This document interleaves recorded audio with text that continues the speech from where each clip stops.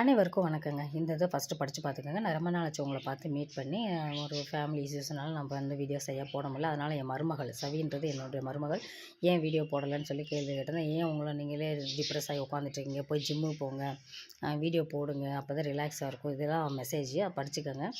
இப்படி இருக்கிற ஃபேமிலி தான் நான் இருக்கேன். ஆனால் அந்த அம்மா அன்றைக்கி போடுற வீடியோ எப்படின்னா, வீட்டில் தண்ணி தெளிச்சு விட்டாங்க, மருமக கண்டுக்கிறதில்ல, புருஷனை மதிக்கிறதில்ல, பிள்ளைகளை மதிக்கல. நான் ஒன்றும் லாக் போட்டு வைக்கல. யூடியூப்ன்றது எல்லோரும் பார்க்கக்கூடியது. லாக் போட்டு வைக்கல, பார்க்கக்கூடாது, வைக்கக்கூடாதுன்னு யாரையும் லாக் போட்டு வைக்கல. எல்லாமே என் ஃபேமிலி பார்க்குது, என் ஃபேமிலி என்கரேஜ் பண்ணுது. இந்த வயசுலேயே அவங்க ஆக்டிவாக சுறுசுறுப்பாக இருக்காங்க, ஒரு மாத்திரை மருந்து இல்லாமல், சுகர் ப்ரெஷர் இல்லாமல் இந்த வயசில் இருக்காங்கன்னா, அதுக்கு அவங்களோட சுறுசுறுப்பாக ஆக்டிவாக தான். அதனால் ஜிம்முக்கு போகணும். என் மருமகளே ட்ரெஸ் எடுத்துக்கு வந்து கொடுக்குறா. அது உண்மை தெரியாமல், ஃபேமிலி பேக்ரவுண்டு தெரியாமல் அவள் ஐடியில் வேலை பார்க்குறா. அப்படி இருக்கிற நம்ம எப்படி நடந்துக்கிறோமோ அப்படி தான் மருமக இருப்பாள். மருமக எப்படி நடந்துக்கிறாளோ அப்படி தான் மாமியார் இருப்பாங்க. அப்படி தான் இருக்கும். நீ பெருசா நான் பெருசான்னு போனால் அங்கே போனோம்னா வாழ்க்கை வாழ முடியாது. அது உண்மை தெரியாமல் கண்ட மெனிக்கு என்னை வந்து போட்டிருந்தாங்க. அது ரொம்ப நாளாக எனக்கு மனசுக்குள்ளே உறுத்திட்டே இருந்துச்சு. டேட் ஆஃப் பர்த் வந்து எனக்கு 73. 73 என்ன வயசு இருக்கும்? உனக்கு 45 வயசு இருக்கும். நீ என்ன உனக்கு என்ன 8 வயசு வித்தியாசம் இருக்கும். நீ என்ன பெரிய 18 வயசு மாதிரி. அந்த அம்மா வந்து பொம்பளைக்கு 80 வயசு ஹார்ட் அட்டாக் வந்து செத்து போயிடும்.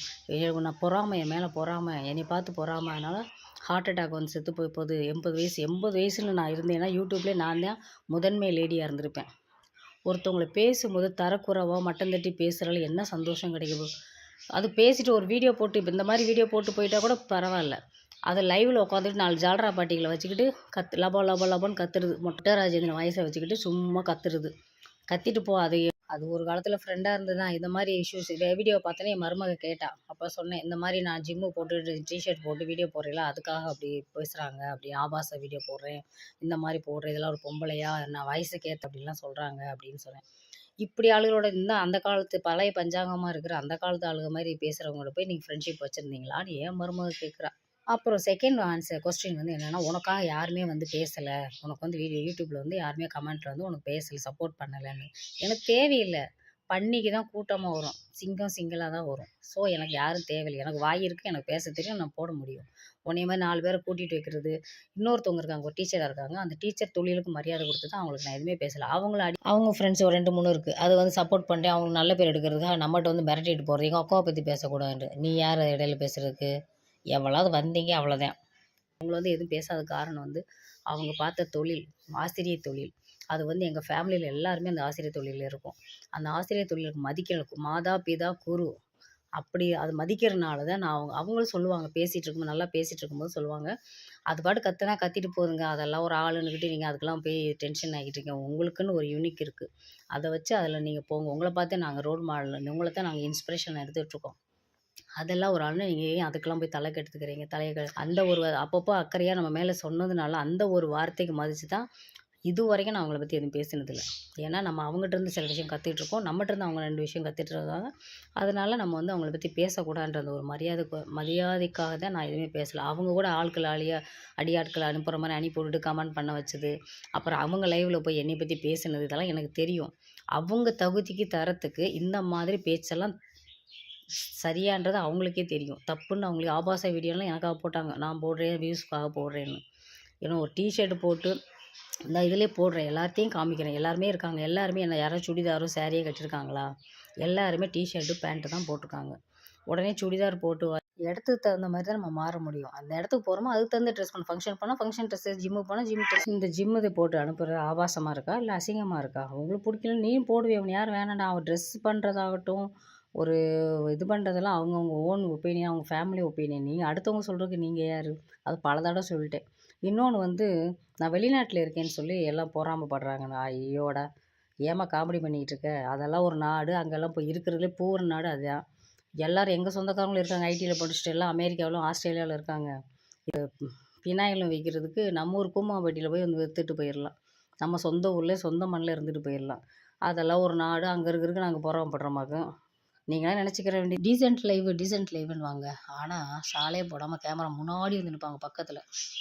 அது டீசென்ட் லைவ். நான் இதெல்லாம் சொல்லியிருக்கேனா எனக்காச்சும்? அது உங்கள் தனிப்பட்ட ஒரு பொண்ணு விட்டுருக்கேன். நீ அப்படி போய் உங்கள் வீட்டில் கண்ணாடி இருந்தால் போய் பாருங்கள், யார் எப்படின்னு தெரியும். 3 மணி நேரம் 4 மணி நேரம் லைவ் போடுறாங்க அப்படின்னு நீ போடு. நீ தான் கத்திக்கிட்டு உட்காந்துருக்க. நாங்கள் கத்துற இமேஜ் லைவ் போடுறோம். ஓடும்போது வீஸ் போகும்போது ஆஃப் பண்ணிட்டா போவேன், நீ ஆஃப் பண்ணிட்டு போவியா? அப்படி தான் எல்லோரும். யூடியூப்ல வந்து $1 நான் சம்பாதிக்கணும்னாலும் என்னோட உழைப்பு இருக்கணும். அதில ஹார்ட் ஒர்க் இருக்குன்னு நினைக்கிறேன். டவுன்லோட் பண்ணி போடுற அது நமக்கு தங்காது அந்த காசு. அப்படி சம்பாதிக்கிற காசு நம்ம நிற்கவே நிற்காது. அப்படின்னு நினைக்கிறவன் நானு. சென்னையிலோட 2 வேலைக்காரி தான் வச்சுருக்காங்க. அது ஒரு பெரிய விஷயமா? உங்க வீட்ல இருக்க வடை சட்டிய மாத்துங்க. இட்லி சட்டிய மாத்துங்க. அதெல்லாம் பட்டிக்காட்ல விறகு வச்சு எரிப்பாங்க பாருங்க. அவங்க கூட நல்லா வச்சுருப்பாங்க. அத விட மோசமா இருக்கு. நான்லாம் பேசணும்னு நெனச்சா எவ்வளவோ இருக்கு பேசலாம். அதெல்லாம் தனிப்பட்ட அவங்க பர்சனல்ஸ பேச எனக்கு பிடிக்காது. எப்படி விஜய பேச யோகியதை இல்லாம திரிஷாவ புடிச்சு இழுத்துக்கிருக்காய்ங்க பாருங்க, அந்த மாதிரி ஆயிரும். அதனால எனக்கு தனிப்பட்ட ஒருத்தவங்களோட பர்சனல பேச நமக்கு அவங்கள பத்தி பாடி ஷேமிங் பண்றதெல்லாம் எனக்கு பிடிக்கவே பிடிக்காது. நீ ஓவரா பேசிட்ட. பழக்கத்த கூட நெனச்சு பார்க்காம லைவ ஒரு நாளைக்கு 2 வருஷம் கழிச்சு நீ போட்டு பார்த்தேன்னா, உனக்கே தெரியும். ஐயோ! எப்புட்றா இப்படி பேசியிருக்கோன்னு. இதெல்லாம் இன்னைக்கு எனக்கு பேசியிருக்கலாம். நாளைக்கு இதே வார்த்தை உனக்கு வரும். திரும்ப வரும். அது முன்னாடி தான் சொல்லுவாங்க. இப்ப நம்ம செஞ்சா அடுத்த ஜென்மத்தில பாதிக்கும் அப்படின்னு. இப்பலாம் அப்படிலாம் கிடையாது. உடனுக்குடனே நம்மளுக்கு காட்டி குடுத்துரும். இப்ப செய்ற தப்புக்கு அப்பயே நம்ம தண்டனை அனுபவிச்சுருவோம். இதெல்லாம் பத்தி இவ்வளோ நாள் ஏன் பேசலன்னா, நான் போட்டேன் என் சொந்த பந்தம், என் வீட்ல இருக்கவங்க எல்லாம் யாருன்னு கேட்பாங்க. உனக்கு வந்து அங்க 2 அல்ற சில்லற இருக்கு. அது மட்டும் தான் கேட்கும். சம்மந்தமே இல்லாம புதுசா ஒரு வேலை நம்ம செய்யும்போது, நம்ம ஃபேமிலிக்கு யாருமே பிடிக்காது. எதிர்ப்பு வரத்தான் செய்யும். எல்லார் வீட்லயுமே அதுதான் நடக்கும். இந்த யூடியூப்ல இருக்கிற லேடீஸுமே அப்படிதான். யூடியூப்ல எல்லாருக்குமே வரும்போது எதிர்ப்புகள் இருந்தது. அதுலேருந்து மீண்டு சக்ஸஸ் ஆனவங்க தான் இருக்காங்க. ஏன் உங்க வீட்லேருந்து அனுப்பும்போது வாழ்த்தி அனுப்புனாங்க? இன்னமும் ஃபோன் எடுத்தா எங்க வீட்டுக்காரர் வைவாரு பிடிக்காது அப்படின்னு சொல்லிட்டு தானே இருக்கீங்க. ஏன் தைரியமா இருக்க வேண்டியது தானே. அப்புறம் தண்ணி தெளிச்சு விட்டாங்கன்னு அர்த்தமா?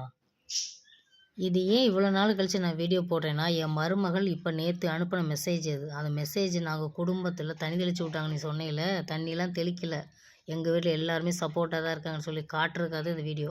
வாய் இருக்குன்னு யாரையும் மதிக்காம திமிரா பேசுறது, ஹார்ட் அட்டாக் வந்துடும், சாக போய் என்னைய பார்த்தா 80 வயசு மாரியா இருக்க? 80 வயசுன்றது. உனக்கு பாவம் கொஞ்சம் குமரியா?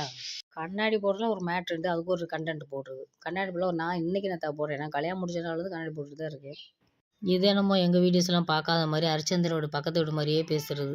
பேட் கமெண்ட்ஸ் வந்துச்சுன்னா நான் தான் அனுப்புனேன்றது. அந்த மாரி கீழ்த்தரமான வேலையெல்லாம் நான் எந்த காலத்துலயும் மோதுனா ஸ்ட்ரெயிட்டா தான் மோதுவேன். அந்த மாரிலாம் செய்ய மாட்டேன். ஆள் அனுப்புற அளவுக்குலாம் நீ ஒர்த்து கிடையாது. இதான் ரோல் மாடல். அதாவது இந்த வயசுலயும் எல்லாமே கத்துக்கிடணும் அப்படின்றது வந்து உங்ககிட்ட நாங்க நீங்க சாரி எம்ப்ராய்டு போடுறீங்க பாருங்க, நானும் சரி என் தங்கச்சியும் சரி அது சொல்லுவோம். இந்த வயசுலயும் அவங்க எப்பயுமே தான் உழைக்கணும். அவங்களுக்கு காசு இல்லாமலாம் இல்லை, தான் கையால ஒரு நம்ம இதுலதான் இருக்கணும்ட்டு அப்ப இருந்து எம்ப்ராய்டு போடுறது, பியூட்டிஷியன் பண்றது, ஆரி ஒர்க் பண்றது எல்லாமே உங்கள்கிட்ட நிறைய டேலண்ட் இருக்கு.